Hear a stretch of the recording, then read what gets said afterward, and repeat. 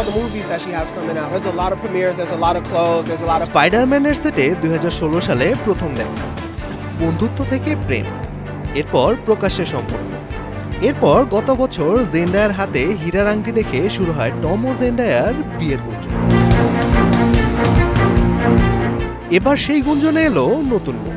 রোববার রাতে loss অ্যাঞ্জেলেসে actor অ্যাওয়ার্ডসে লাল গালিচায় access হলিউডের সঙ্গে কথা বলতে গিয়ে বসুন্ধরা টিস্যু অশুদ্ধতার বিরুদ্ধে এক বিন্দুও ছাড় নয়।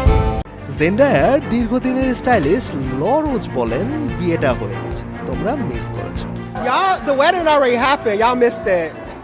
তবে এখনো চুপ টম ও জেন্ডায়ার। ব্যক্তিগত জীবন নিয়ে সবসময় সংযত থাকতে পছন্দ করেন তারা। পর্দায় তাদের কেমিস্ট্রি যেমন হিট, বাস্তবেও তেমনি জনপ্রিয় এই জুটি।